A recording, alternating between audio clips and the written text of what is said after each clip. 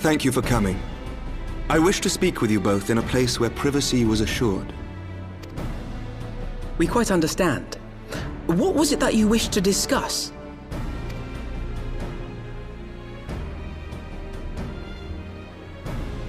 With my father's passing, the seat of the archbishop lies vacant.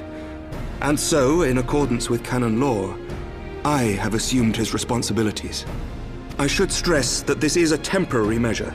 It was never intended that the Lord Commander of the Temple Knights serve in this capacity indefinitely.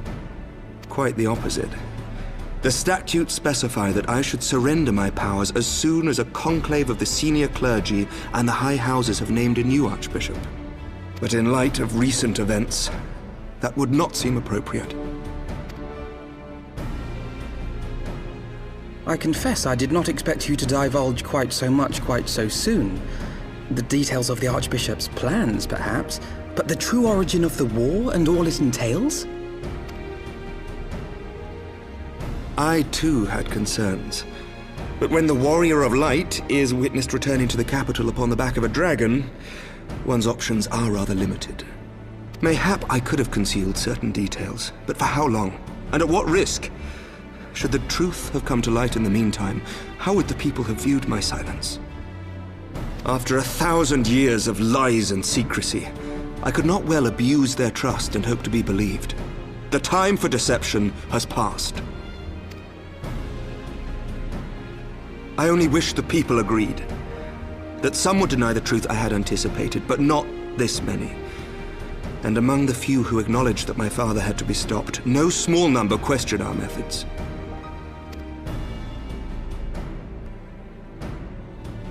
If they suspect a coup, it will not be long before some turn to violence. It has already begun, and that on both sides. Men and women of the cloth are being harassed in the streets. Some have even been assaulted in the Broom.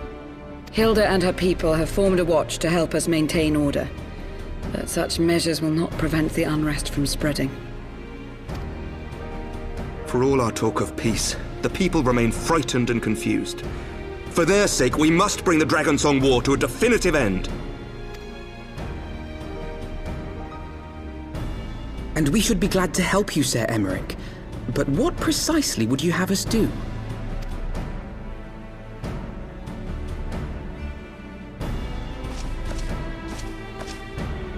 We wish to treat with the dragons of Anyx Trine.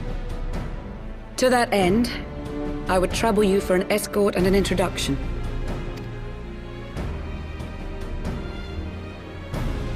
Anyx Trine? You would speak with Vidofnir, then? We must needs open a dialogue between our peoples.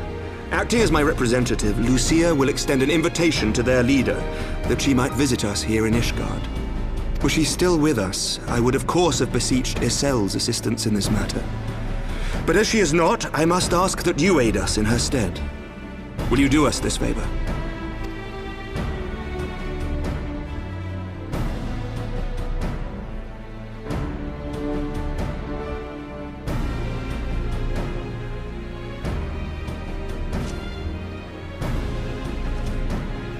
Thank you, my friends. Lucia, I leave the rest to you.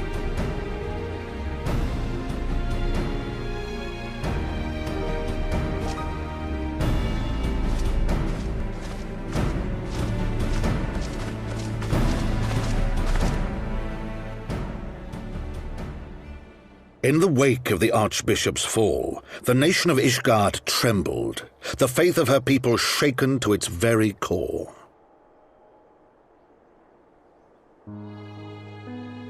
For 1,000 years had they fought and died, certain of the justice of their cause, only to be told that their holy war was born of the sins of their forefathers. What then for those brave men and women, thus stripped of their righteousness but to despair, to deny the truth and decry its speakers?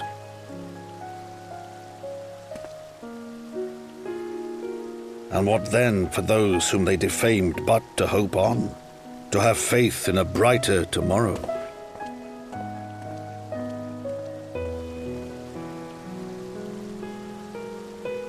A tomorrow in which man and dragon might live together in harmony, then as distant as the very stars in the heavens.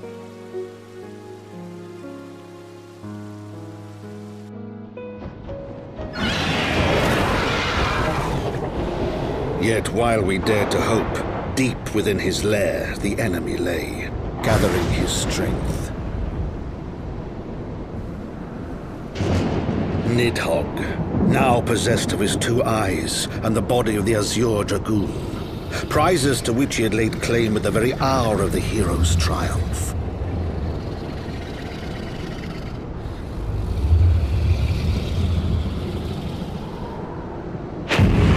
As desperately as we sought the solace of peace, the great worm craved the misery of war. Nor was he alone in his misbegotten desire.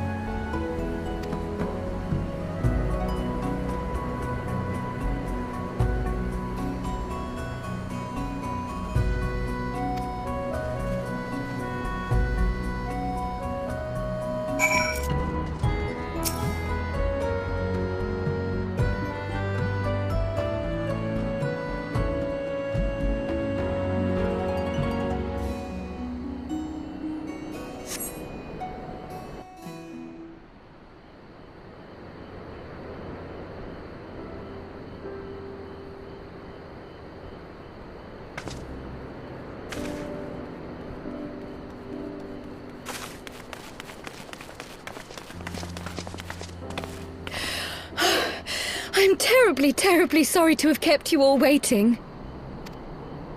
You need not apologize. We arrived but a moment ago ourselves. Pray, allow me to introduce Kryle, who has recently come from the Sharlayan motherland. She has generously offered to assist us. Oh, please, think nothing of it. A trip to Eorzea was long overdue. You must be the Warrior of Light. Yes, you certainly do look the part. A pleasure to meet you at last, miss. And who is that I spy but young Alphinaud Levieux himself? I dare say someone's grown an ilm or two in my absence. Or are those lifts in your boots? We, Miss Kryle and I met at the Studium years ago. I shall forever be indebted to her for her sage guidance. It was no small task keeping him out of trouble, believe you me. The youngest ever to enter the Studium, him and his sister, 11-year-old prodigies. Suffice it to say, social graces were not among his list of talents. Striding up to his seniors on his first day, head held high. What was it he said again? Thank you, Kryle.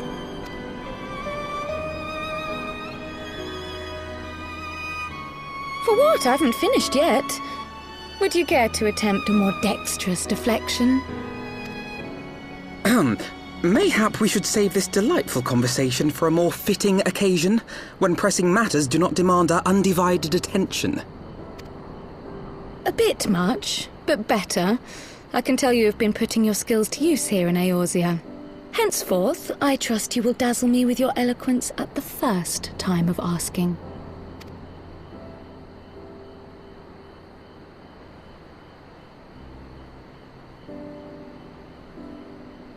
Right, on to more pressing matters. Finding Minfilia and the other missing scions.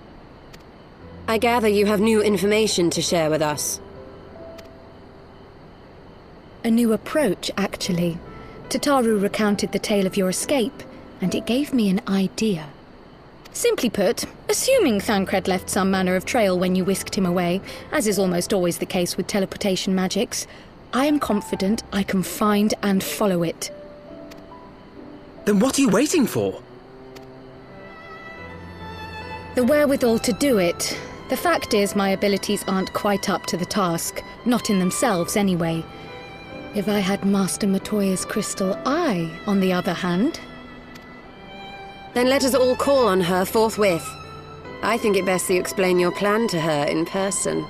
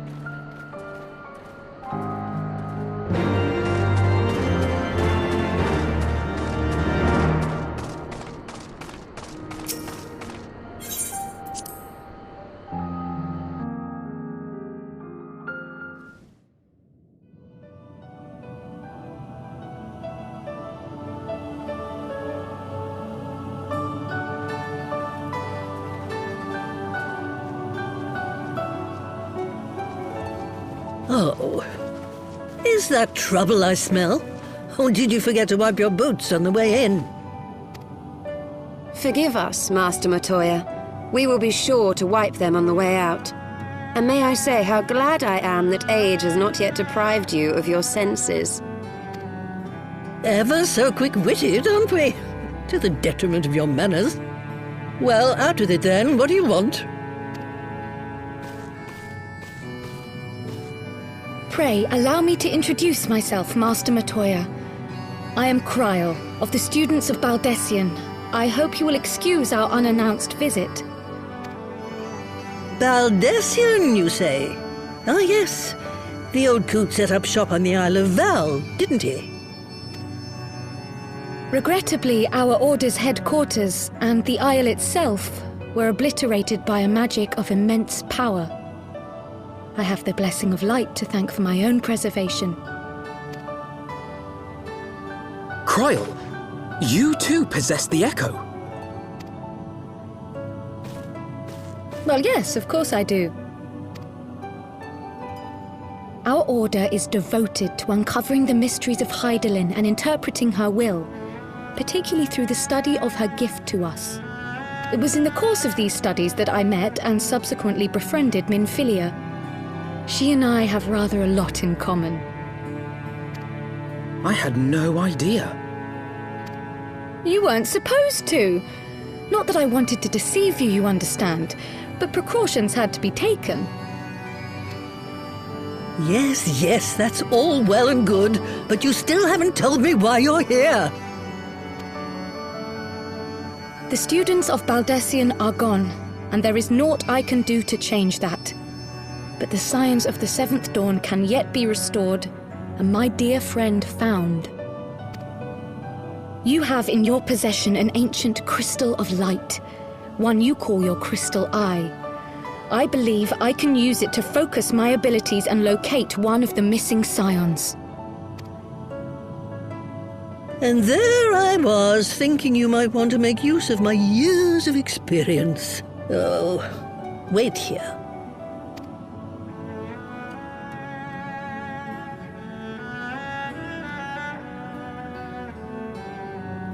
Long did I ponder the nature of this crystal and its familiar radiance, but never did I suspect it was a crystal of light. On the cusp of an umbral calamity, souls blessed with the power of the Echo invariably appear. To aid these, her chosen warriors, Hydaelyn bequeaths to each a slither of her strength in the form of a crystal of light. But as her strength wanes, so too does the potency of her gifts. This crystal, born of an earlier era, is infused with a power far greater than those of this age. You could travel the length and breadth of the land and not find a crystal even a fraction as pure. Its value is beyond measure, as are the risks inherent in its use. No two manifestations of the Echo are alike. I, for example, can converse with beings of every shape and size, excepting beasts, contrary to what others would have you believe. Language has nothing to do with it, of course. Rather, I am sensitive to the whispers of the soul. Their intent, their very essence even, the traces of which serve to guide the elementals to Y'shtola. Far-fetched though it may sound, I believe that with your crystal eye, I may be able to pick up where they left off and follow the remaining trail to Thancred. That is, if I have your permission.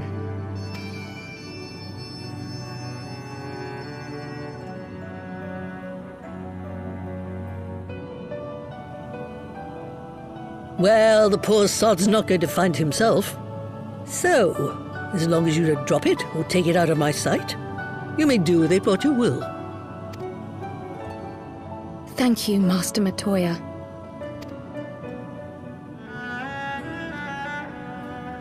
Long did I ponder the nature of this crystal and its familiar radiance, but never did I suspect it was a crystal of light.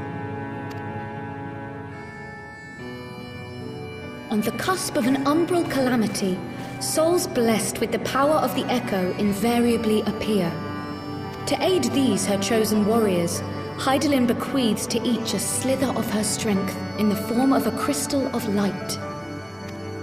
But as her strength wanes, so too does the potency of her gifts. This crystal, born of an earlier era, is infused with a power far greater than those of this age. You could travel the length and breadth of the land and not find a crystal even a fraction as pure. Its value is beyond measure, as are the risks inherent in its use. No two manifestations of the Echo are alike. I, for example, can converse with beings of every shape and size, excepting beasts, contrary to what others would have you believe. Language has nothing to do with it, of course. Rather, I am sensitive to the whispers of the soul. Their intent, their very essence even, the traces of which served to guide the elementals to Y'shtola. Far-fetched though it may sound, I believe that with your crystal eye, I may be able to pick up where they left off and follow the remaining trail to Thancred. That is, if I have your permission.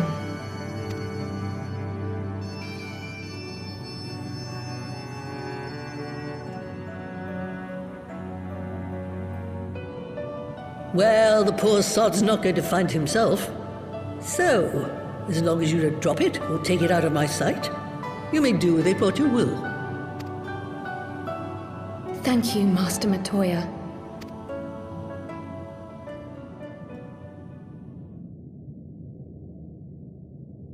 Then let us begin.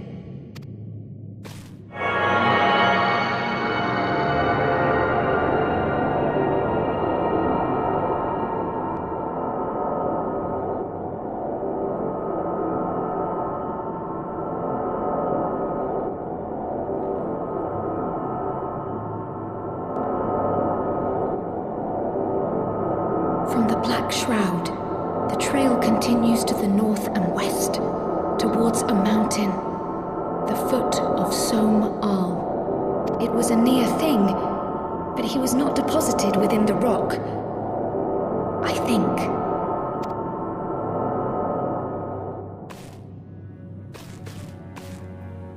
The hunters of Tailfeather know those lands well. I say we begin our search there.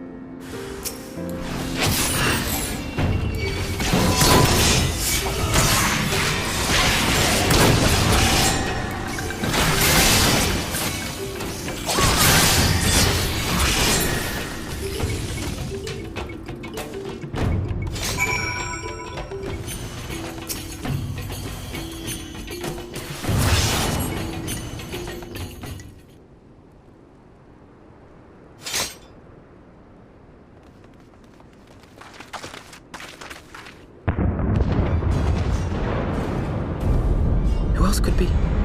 Thancred! It could be Thancred! We must hurry!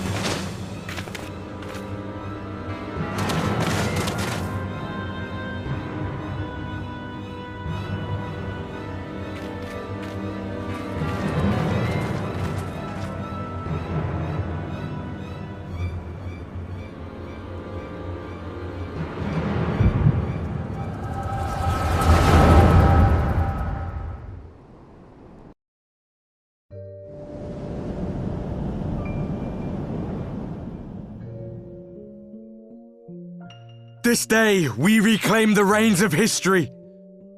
This day, we rid ourselves of the Scions forever! Fools playing at heroes, all of you. Is this how you believe you can save your world?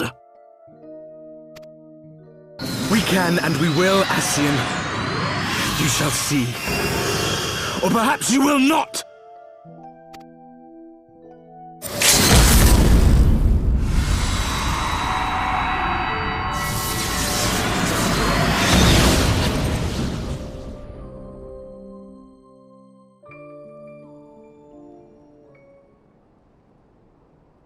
So you are the warrior of light, the savior of Eorzea.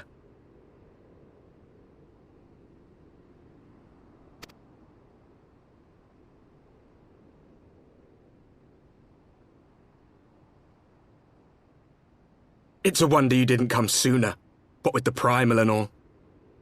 Lost a step, have we? Have care. The ether moves strangely around him.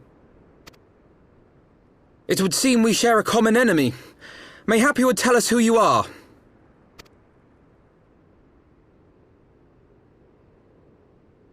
Shall we show them?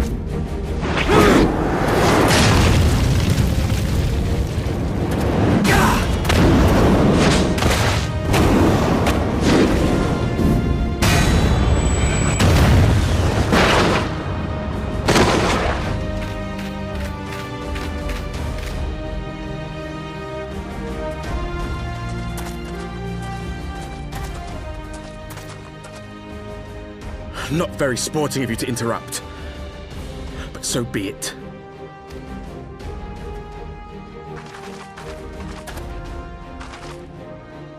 Mark well our faces, warrior of light, for we are the warriors of darkness, walkers of a different path, and we shall meet again.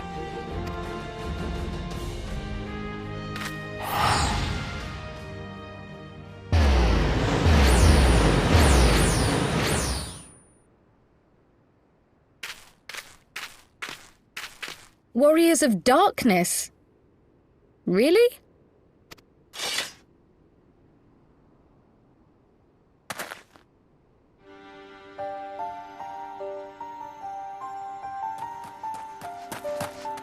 Thancred!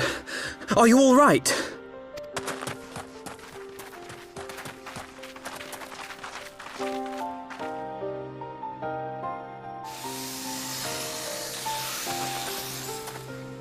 Pleasantries can wait.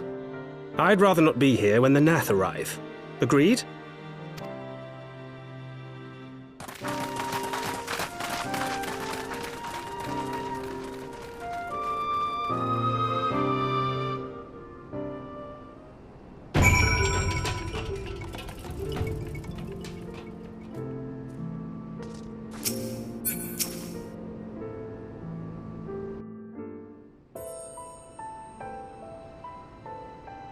Suffice it to say, our reunion was not at all as I pictured it. Waiting until the last instant to join the fray. 'Tis plain you have not lost your appetite for the dramatic. My appetite for the dramatic? Have you forgotten the circumstances of our parting? The heroic last stand, the tunnel filling with light, and then...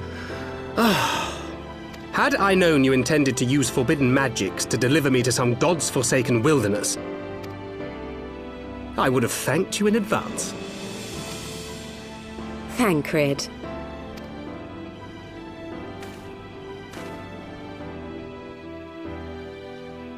If nothing else, you might have warned me that I would emerge from the life stream in the altogether. Eventually, I managed to fashion knives from some obsidian I found, and set about hunting for meat and hides. Given that I'm not all that skilled in leatherworking, it's probably for the best that I met the Vath before I was reunited with you.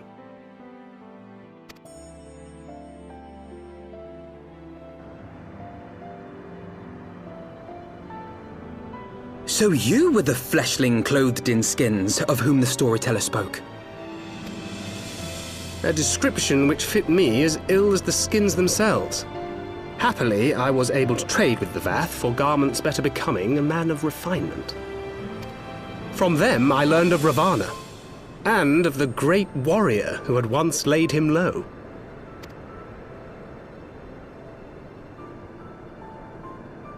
And thence did you conclude that were you to track the Primal's movements, it would surely bring you into contact with the Scions once more.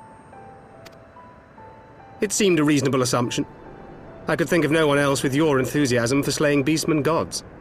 Until now, that is. Ah, yes. The self-proclaimed Warriors of Darkness. 'Tis only fitting that they stand in opposition to the Warrior of Light, I suppose. I glimpsed the leaders past, if only for a moment. They were confronting a man in black. An Ascian, I think.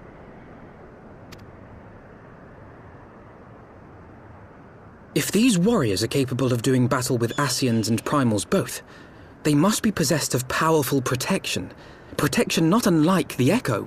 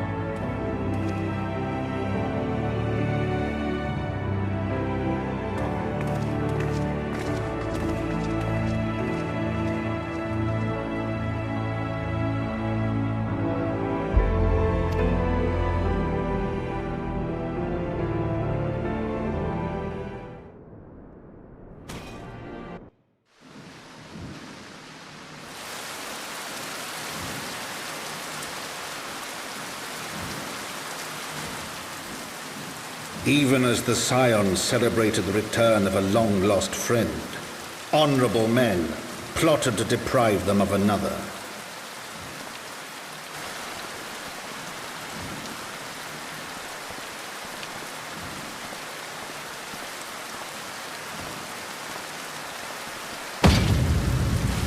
Honorable men, to whom Ser Aymeric was no hero, but a scheming patricide.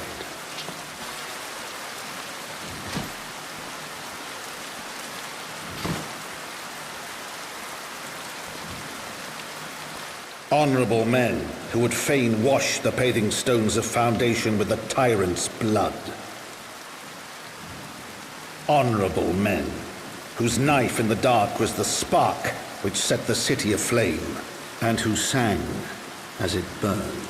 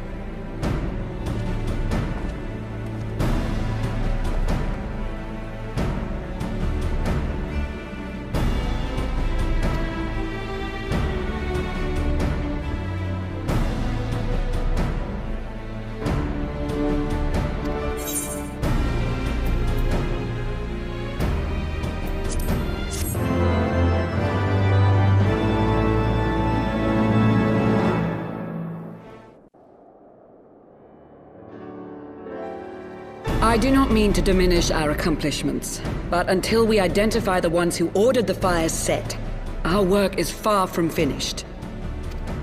Between the various conservative and religious factions in Ishgard, I dare say there's no shortage of parties who would like to see the status quo preserved. Do any likely suspects spring to mind?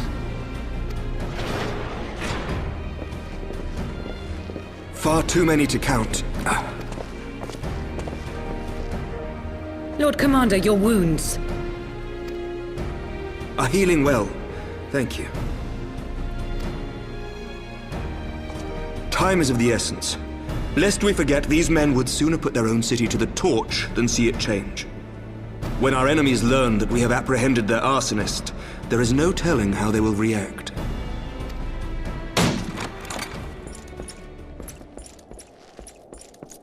Lord Commander, an armed mob has seized control of the vault.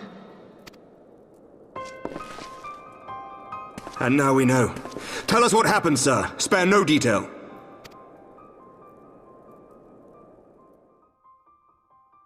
We were directing refugees into the Basilica, as you ordered, when all of a sudden, men brandishing weapons were all around us. It happened so fast, my lord. We had no time to respond. They've taken the refugees hostage and barricaded themselves inside the vault. And they sent you to deliver their demands. They, the true brothers of the faith, demand that a conclave to select the next archbishop be held forthwith. Furthermore, they declare that you, Lord Commander, are guilty of patricide and high treason, and that you must surrender yourself at once to receive of the Fury's judgment.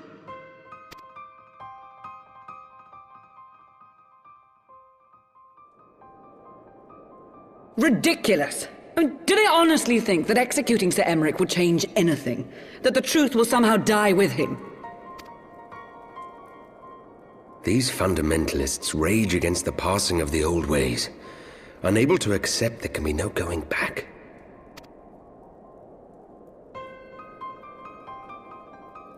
Given the fanciful nature of their demands, a peaceful resolution does not seem likely. If the hostages are to be rescued, it will be by force, I fear. Agreed. Lucia, take a contingent of knights and establish a perimeter outside the entrance. At once, Lord Commander. Hilda, I need your people out in force throughout the Broom. When word spreads of the situation, the friends and family of the hostages may try to take matters into their own hands. I will not give these militants more targets.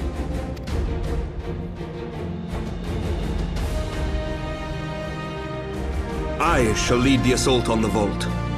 Master Alphinaud, can I count on the support of the Scions? Of course.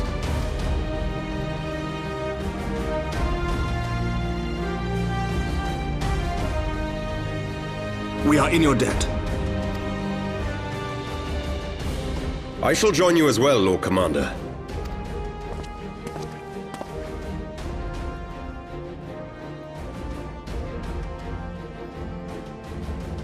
Your assistance is most welcome, Lord Atwarel.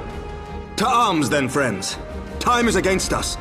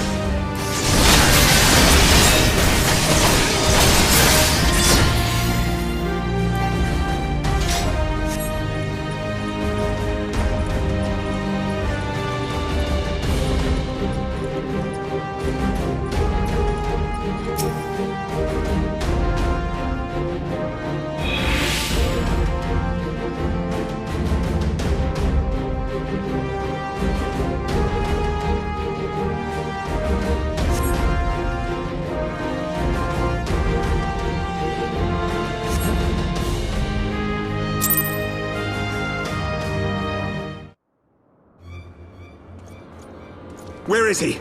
Where is he?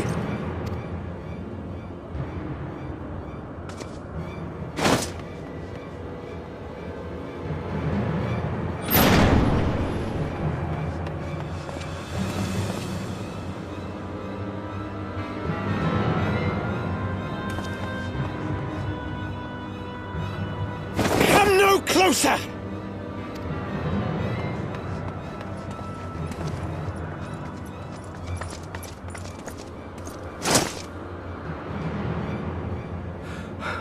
You have nowhere to run. Release the girl and surrender. Surrender to whom? The blasphemer who throws wide the gates to our enemy? Who breaks bread with him and calls him brother? Ungodly swine! I would sooner die than surrender to you. Is it godly to spill the blood of an innocent child? To burn the homes of your brothers? Tell me, priest, is that godly? Do not speak to me of godliness, heathen! Your father's blood is on your hands, as is hers!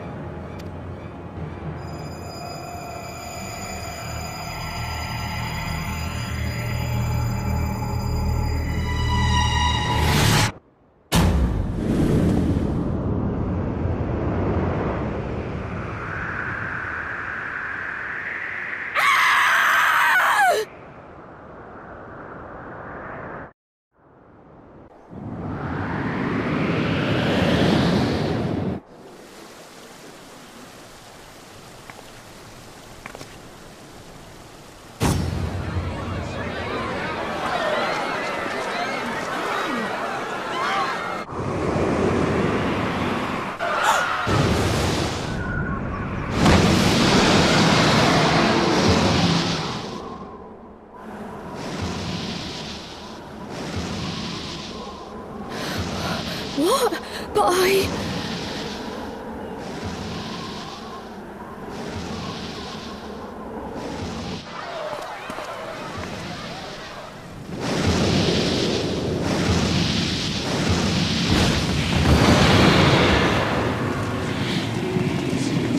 Vidofnir!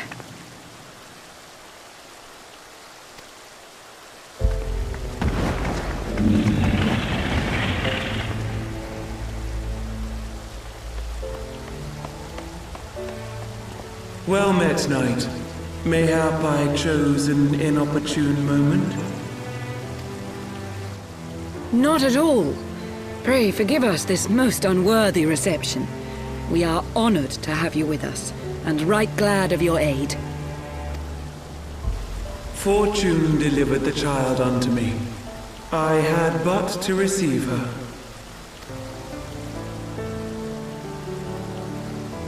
Thank you for saving me. Thou art welcome, child.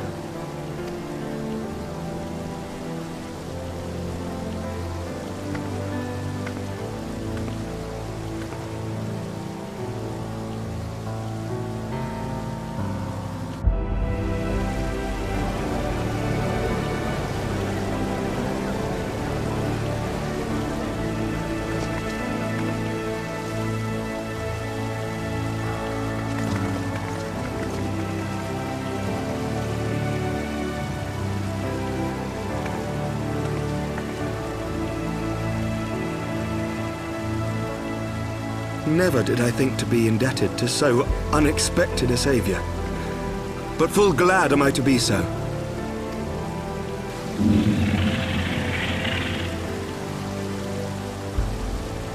Friend of Izel, warrior of warriors, I had hoped to meet with thee.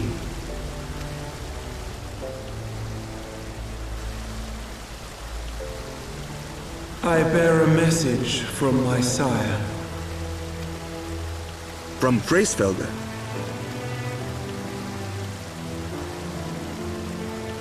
Upon returning to our lands, Nidhogg's shade did sing unto his brood, and they for skies unknown did then take wing. This thou must know, for your fates are inextricably bound. What of Estinian? Is he truly lost to us? Such matters are beyond my ken. I but bear my father's words. Take from them what thou wilt. Fare you well, mortals.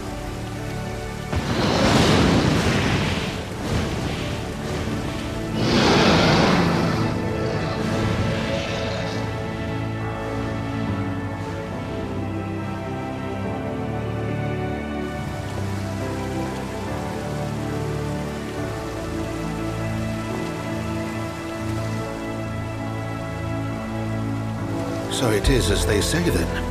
A great white dragon swooped down from the heavens to rescue an innocent child.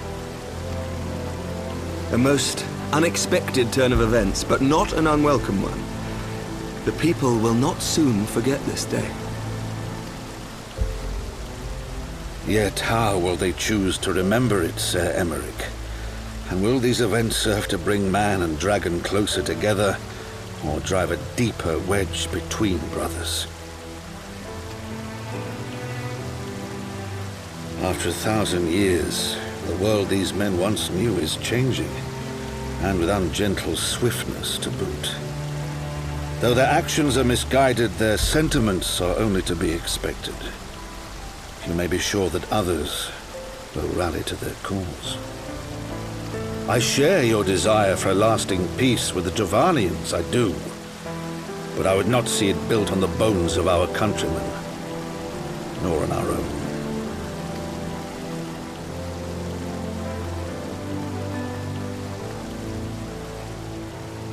I see much of Horsefort in you, and I could not bear to mourn the passing of another son.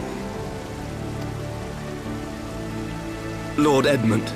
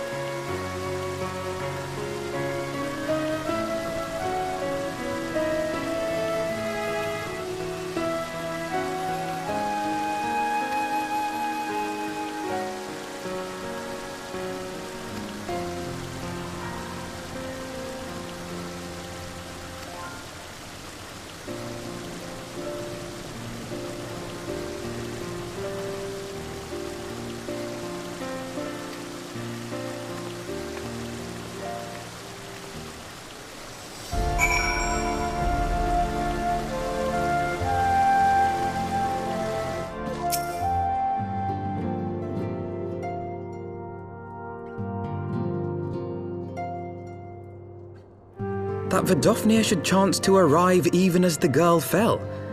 Truly, I could not have planned it better myself.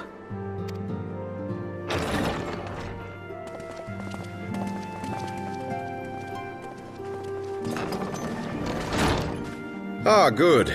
We were afraid you might have left.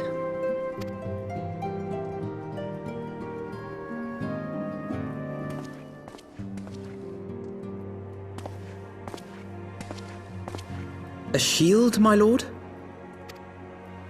Fit for a true knight. An expression of our gratitude to you and yours, long overdue.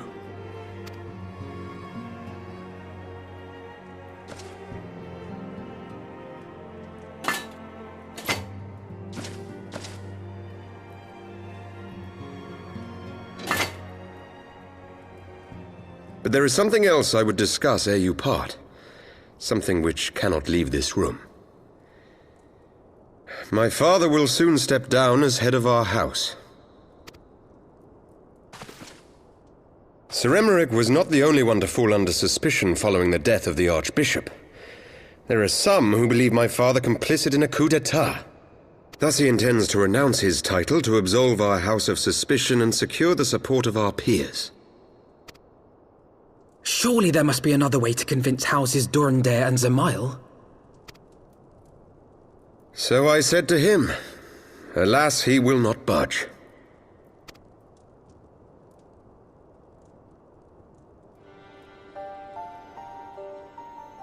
Ever since I was a child, I knew that I would one day succeed my father. The thought of it filled me with pride. Yet once I learned the day was at hand, my heart was filled with naught but dread.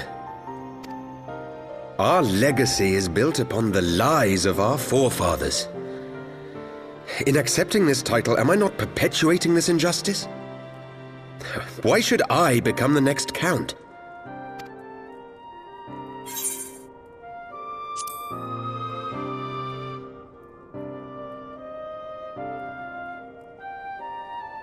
You sound just like him.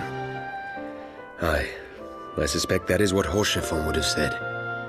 To aid those in need.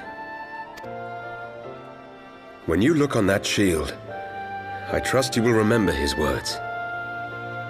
And should I once more find my resolve wavering, I ask that you show me the way. You are a sister to House Fortemps. Will you be a sister to me as well?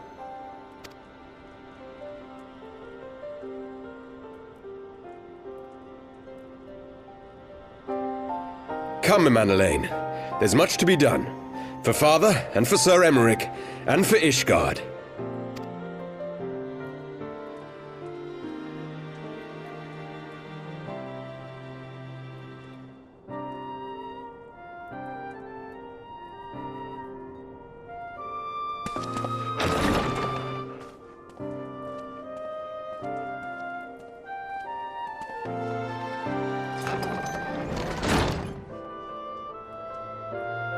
To think we share the same blood. Pray excuse us.